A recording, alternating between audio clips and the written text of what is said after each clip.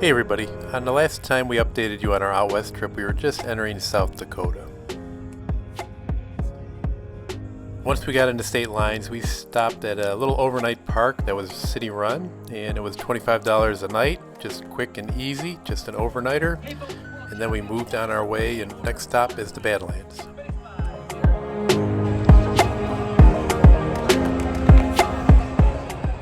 Been trying to keep the bugs at bay that have been splattering against our RV, but eventually I think it's going to be a losing battle.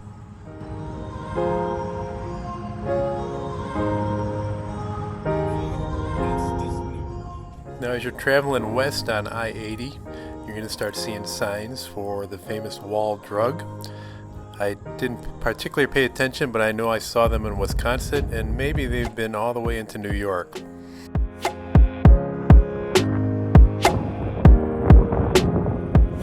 So we're going to set up camp just outside of the city of Wall. It's about 7 miles away. There used to be a gate here that you'd have to open and close, and this was to restrict the traffic of cows or bison, but they no longer have that. And this is a famous boondocking area, and I encourage anybody who's camping or RVing or stopping near this area to at least spend one night in this area. It's free. There are no amenities. There's no bathrooms, no hookups, no nothing. But it's just a unique area, and we're glad we stayed 3 nights.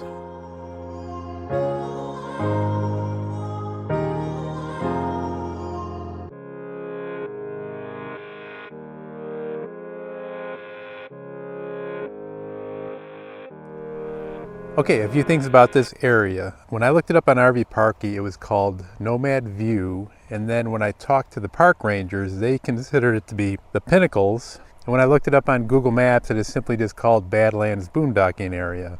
So it's fairly easy to find. It's off the freeway, exit 110, over by Wall, the city of Wall, where the famous Wall drug is. And it's about 7 miles down the road, and there's 2 entrances to here. So if you get the first one and you go through the loop area, it's really got about 1.5 miles to 2 miles of choices that you could pick that meander through here off the edge of the beginning of the Badlands.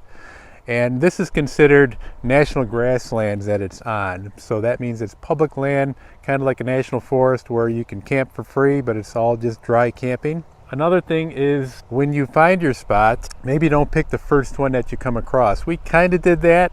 It had a great view, but it was very hard to get level. In fact, we're not level, we're still off by 4 inches. We had to make up for about 7 inches, and we just couldn't do it. That's just too much of a gap. I almost thought about letting some of the air out of my tires on the other side, just to get a little bit more level, but we put up with it. It really wasn't too bad. We weren't cooking any eggs or pancakes, so nothing was running over in the frying pan, so that was okay. The next thing is when you're parked here, and it's fairly warm, so if it's one of those days where it's going to be 90 and it's been 100 the last couple weeks that I've been watching, we've had high 80s and low 90s while we were here. You might want to bring a generator to keep your camper cooler, especially if you have a pet like we do. Next thing is, I want to say there's a lot of traffic, but I think a lot of people who don't want to pay to go into the national park, the Badlands National Park, which is really just 1 mile down the road here, a lot of them I think come here to circumvent having to pay the entrance fee, look at the view, and then take off. So there is a little bit of traffic. There are other vehicles that come in through here, especially when it's been dry for the last couple of weeks, is they kick up a lot of dust, and my truck looks terrible. It's all covered in dust right now. If you have the windows open in your camper, every time a car goes by, it's fairly windy in this area. So you just want to be mindful of the dust, and you might want to think about keeping your windows closed, especially if you go somewhere for the daytime. I talked about being level earlier, and those blocks, the yellow ones, will maybe get you 3 inches if you get all the way to the top. And we were trying to put these blocks underneath the treated lumber, and it just wasn't working out for us. I ended up just jacking up both of these tires with a bottle jack and putting as many spacers as I could under there, and the best we could do was 3 inches. We decided after setting up our first night we would just leave the mattress on the floor and just kind of turtle our RV because it was pretty windy outside, and that usually freaks out Willow.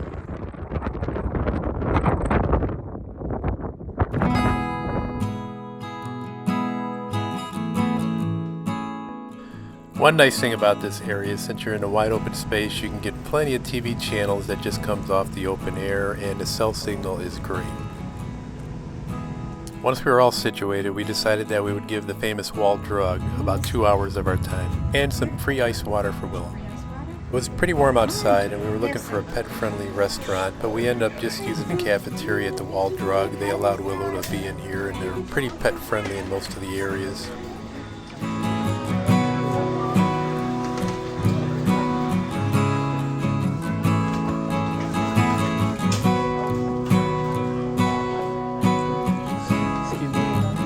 Sure.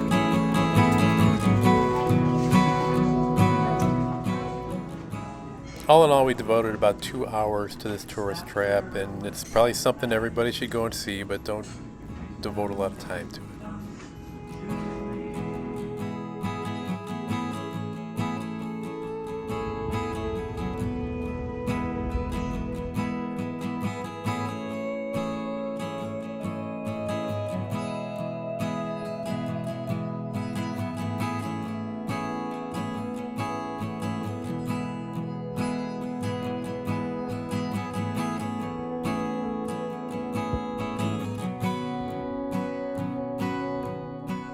This area is also great for stargazing. There's not a lot of light pollution. I got a chance to experiment with my camera a little bit, get some pictures of the Milky Way with the RV in the foreground. And tomorrow night stargazing, there's going to be a little bit of a surprise.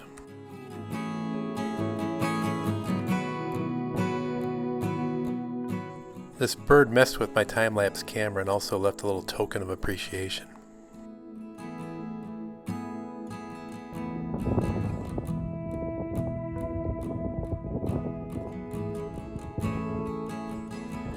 The next morning we got up early before the sun came up so we could head into the national park.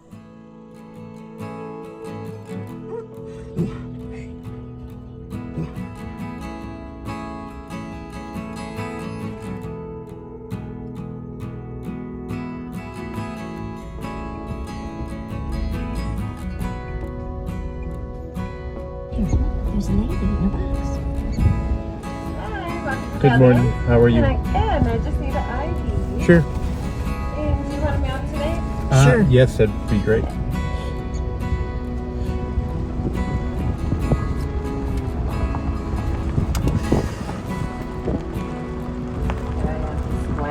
Okay.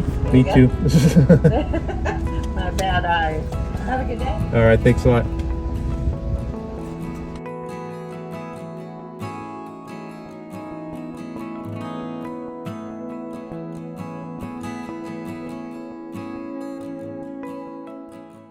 The park has many pull-offs and many scenic vistas to take in.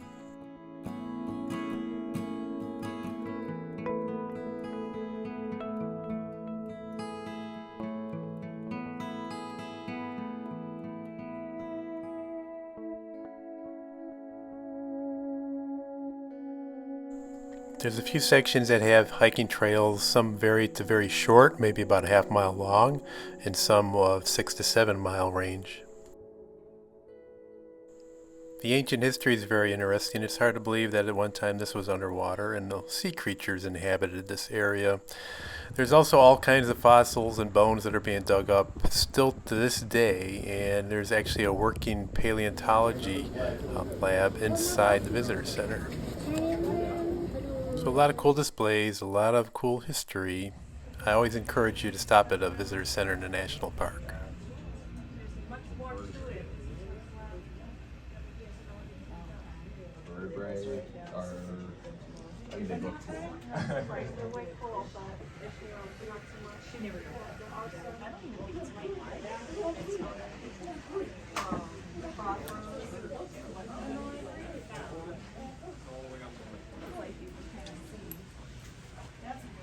If you're not going to do any hiking and just drive through the park, you could probably do it in a half a day. If you want to hike some of the trails, you need at least a full day to hang out in the park.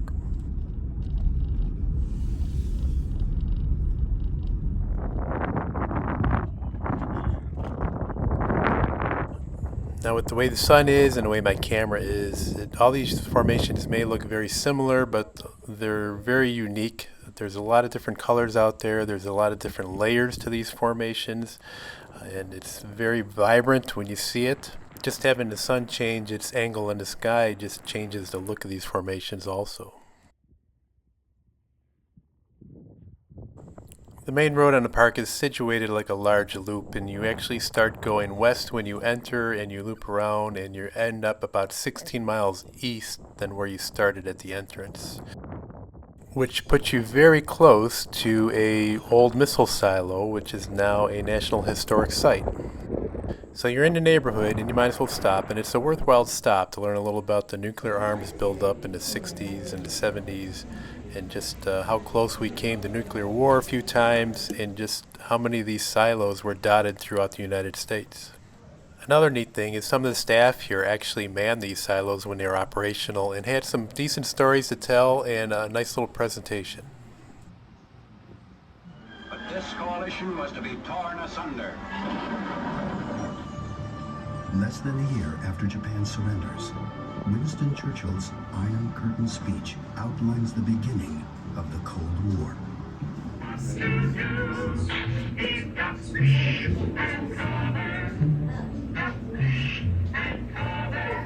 America prepares to face attack on its cities.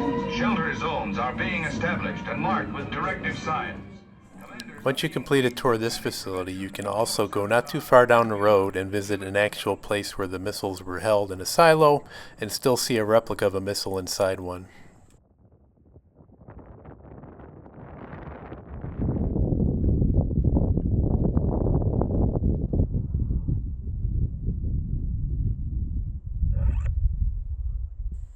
We completed our loop and ended up back at camp. I was able to test out our little gecko, which worked out great in the hot sunlight. This was the perfect conditions to give it a little test, and I give it a thumbs up. I think it'll help out in cold and warm weather.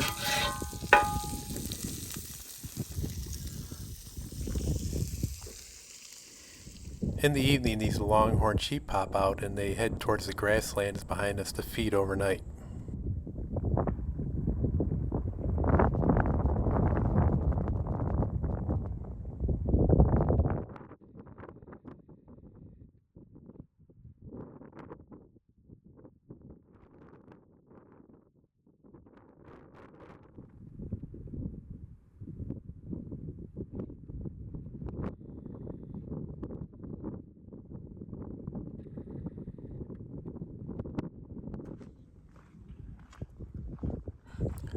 I'm glad we decided to stay here for 3 days because we really got to take it all in and enjoy it.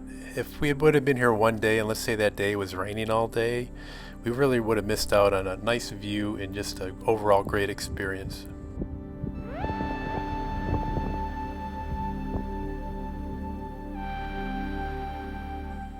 So stargazing on the second night, something caught my eye, and I wasn't exactly sure what it was, but then I realized that it was the Starlink satellite array, which is quite a few satellites all in a row that act like a train going across the sky, and it was pretty cool to see. Some people think of it as a spectacle or don't care for it because it's man-made, but it did really stand out, and it was pretty neat to see up there.